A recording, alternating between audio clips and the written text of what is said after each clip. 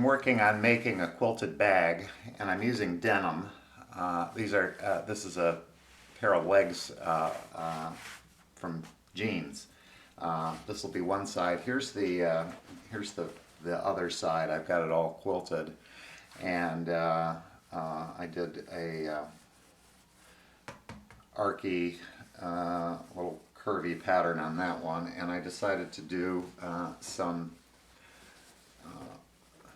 sort of a pebble finish quilting on the other side, and I'll show you how I do that in a minute. But I wanted to tell you a little bit about the machine. This is my Singer 6618 from the 40s. I think this one is from 41. And when I got it, it had a electric motor on it, and the wiring was shot, and it didn't bother me at all because I knew that I had intended to put it in my treadle, and that's how I prefer to use my machines. But when I got it into the treadle, it worked fine, but slow, and I wanted to speed it up. Now, with the electric motor, the slower speed was not a problem because you just push the foot pedal harder and it made it go faster. But the reason that it was going slow in the treadle, here's the hand wheel that was in it. I took this one off, and this groove here is where the belt goes, and if you look at the diameter of this, it's pretty big. The bigger this is, the more it takes to get it to rotate. So if you think about how if you're a person who rides a bike and you've seen how the different gears on a bike work, you know, there's several different sizes on that wheel that changing the size changes the speed. Well, the sewing machine is the same way. This was pretty big, and the reason it was big is so that you could go at a nice slow speed with the electric motor and the foot pedal. The treadle is different. If I have a smaller wheel, I can get a faster speed with less action with my foot. So I changed it out with an older wheel that's designed better for a treadle. Here's a wheel off of a Singer 127, and I don't know if you can see the difference in the size of the place where the belt goes, but this is substantially smaller than this. So this is the kind of wheel I put on it, and it's easy. There's just a washer and a screw that goes on here. This one I took off of one of my other machines to show you, but the one I put on the machine came from eBay. You can buy these pretty inexpensively. So I'll save the old one and use it again if I ever put the motor back on this. The motor I have that came with it needs rewiring, but I think once that's done, it'll be fine. So this could easily get transferred back. So I'll keep this. This one will go back on my 127. But now that I've got that done on this machine, it's running a lot faster and I'm getting better stitches. So to set up for free motion quilting on this machine, I've got my quilting mat down. This is one of those Teflon slider mats that makes the stuff move more easily.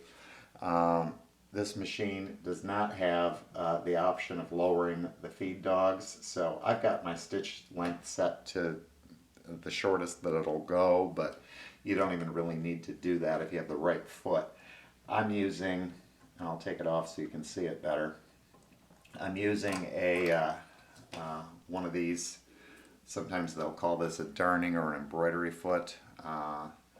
The way that works is it hooks on to the needle or the clamp there, and then this arm here goes over the screw eye or the screw mechanism on the needle bar, and it makes a little hopping as that needle goes up and down.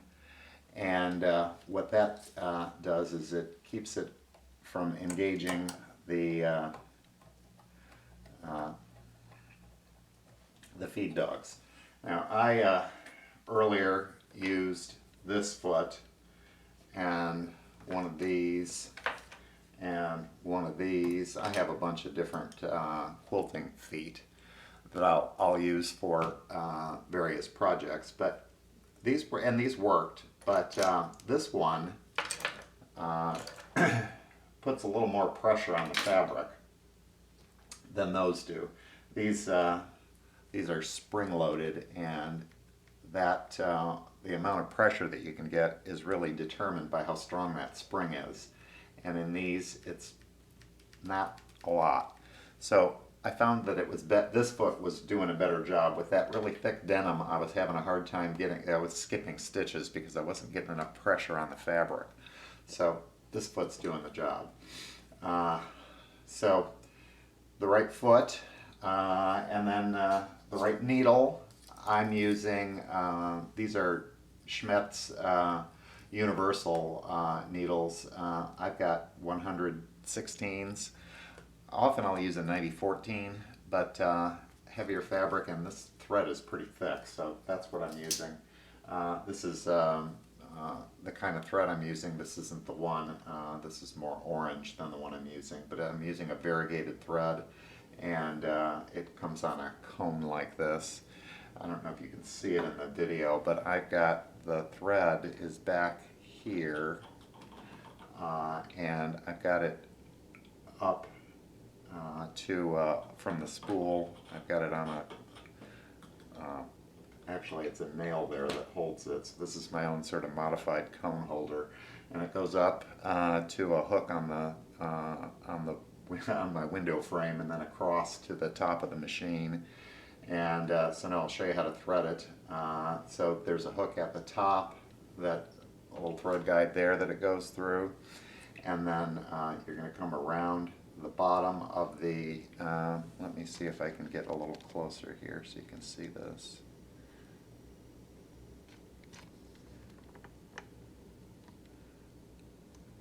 Okay, so it goes through the tension discs there, and then this is the check spring, so you want to go, that thread has to go over that.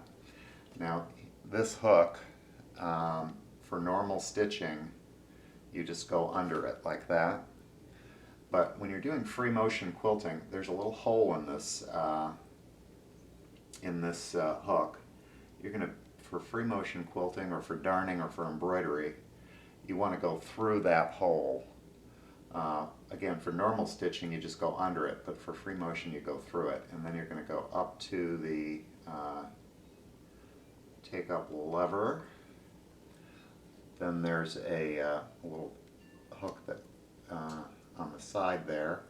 There's another little thread guide down here. Then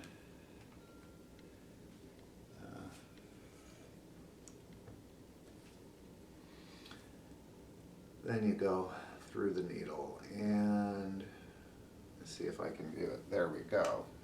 So that's the threading. Let me get this out of the way. This is the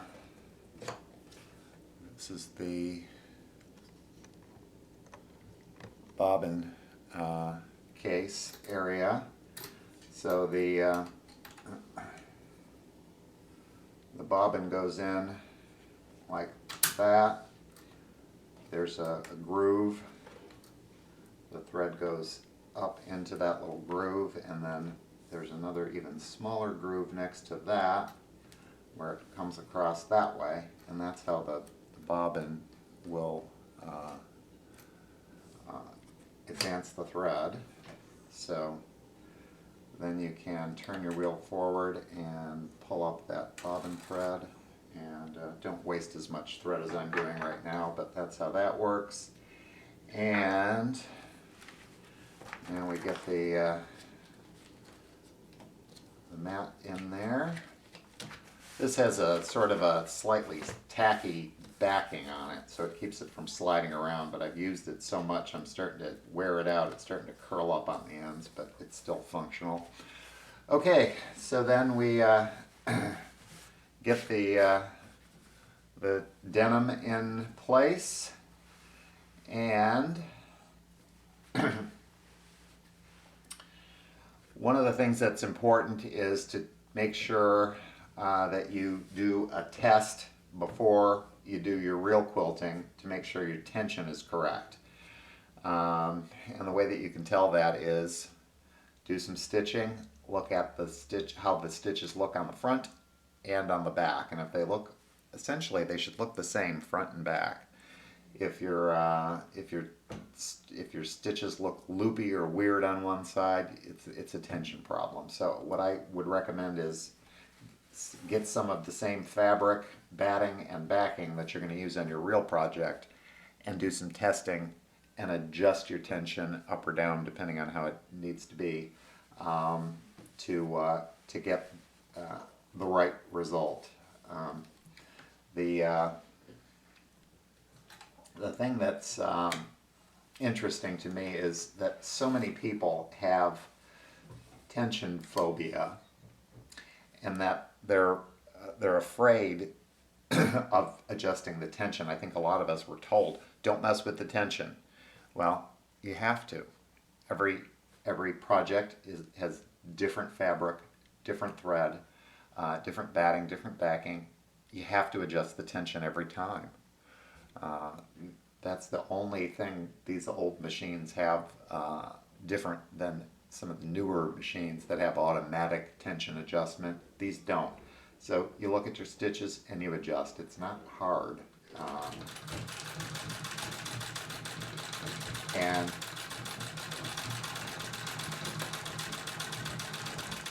I'm going to try to do some stitching without my hands being in the way, so you can see what I'm doing. But it's basically making a bunch of circles, and you don't want your circles to be all in a row, so I sort of meander around and make them somewhat, you want them to sort of look random. What the tendency is you're going to want to start at the top and go all the way across and make a nice row of little circles, and then you're going to want to do another row right below that, because it seems more efficient to be able to do it that way. What you're going to end up with if you do it that way is it's going to look like you're making corn kernels for corn on the cob. Uniform is nice, but in this case it's I think more attractive to have a little bit of variety in it. So I sort of go in a kind of an irregular pattern, and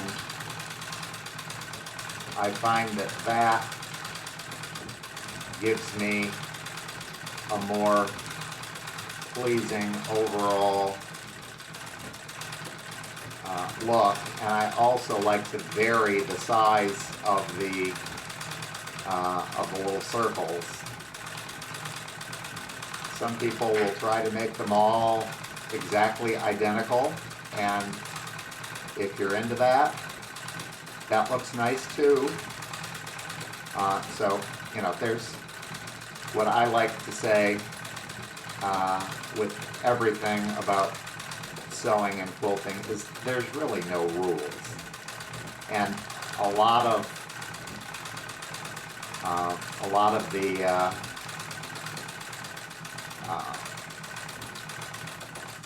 a lot of the know-how comes from doing. So the more you do it, the more you get to the point where you'll have your own way. Several people have commented that they're amazed that I can do this kind of quilting on a treadle when they can't do it on their very expensive modern machine, and they don't understand it. And the thing is, the whole secret, as far as I am concerned, at least for me, is that it's not the machine as much as it is what you learn to do with your hands and with the speed that you run the machine at. Now, I started doing this with a treadle because I love old things, and I had an old treadle machine, and now I have a bunch, but I wanted to see if I could do it. But the basic operation of the machine is the same. The stitches are formed the same on this machine as they are on any modern machine. The oscillating hook, or whatever hook mechanism you have on your machine, goes around, catches the thread on the bottom from the bobbin and pulls it up, and it makes the stitch. The functioning is the same. So even though this machine was made a long time ago, it's making the stitches the same as a modern machine would. Now, this one doesn't have a stitch regulator, and it doesn't have fancy self-thread cutter or any of that stuff, but the basic operation is the same. So the age of the machine is not the hindrance to making it work. It's learning to move your hands and regulate the speed, and that's really it. So when I first started trying to do machine quilting, I was trying it on a Singer. Trying to remember which one I was using. I think it was a 600, which is one of the touch and sew models with the self-winding bobbin, and for piecing and straight stitching and everything, it works fine. And it's a good full-size machine, and I thought, well, I'll try it. The problem was I just could not get my speed regulated. I needed to go really slow because I really was not feeling a lot of comfort in what I was doing. And the machine seemed to go a lot faster than I could think and move my hands and follow a pattern. And so I got really weird wavy lines and kind of strange looking results. And and then you try it and you think, boy, that's frustrating. I don't want to do that anymore. Well, when I switched to a treadle, I was able to make the machine run really slow if I wanted it to. And that helped getting control and made me a little more confident. So if you're new to machine quilting and you want to do it not on a treadle but on an electric powered machine, I think one of the most important things for when you're starting is to do it really slow. The other thing that happens, and I don't know when it happened, but it did, while I was working, one day I realized that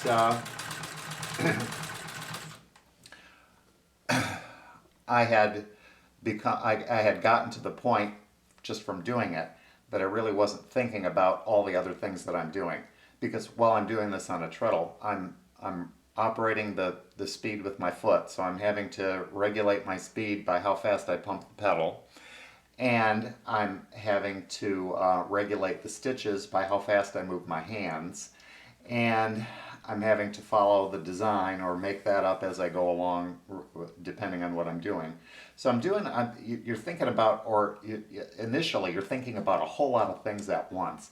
How fast do I move my hands? How fast do I move my feet? How fast is the machine running? Where's my pattern? What design am I following?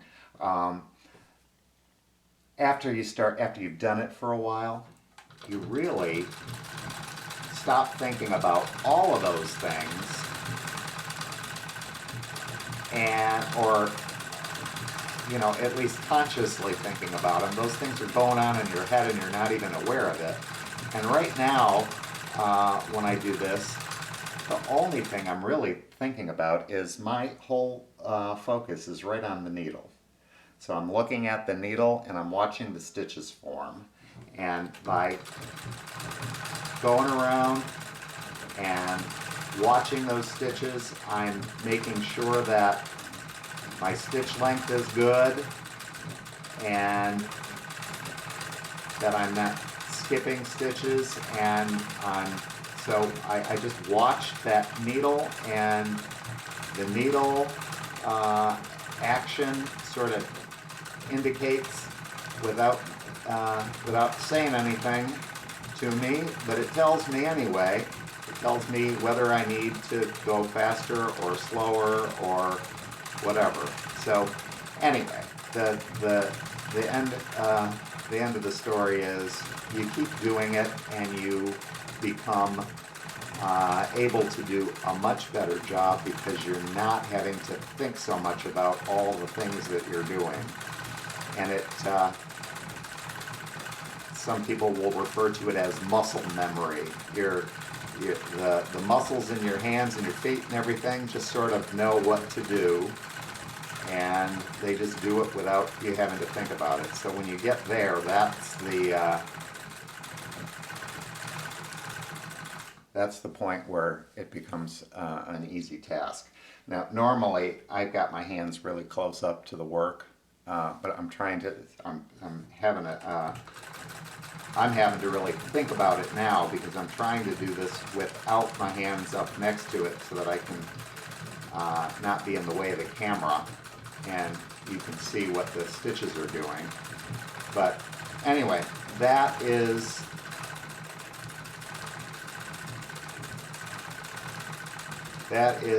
the Singer 6618 free motion quilting with a treadle and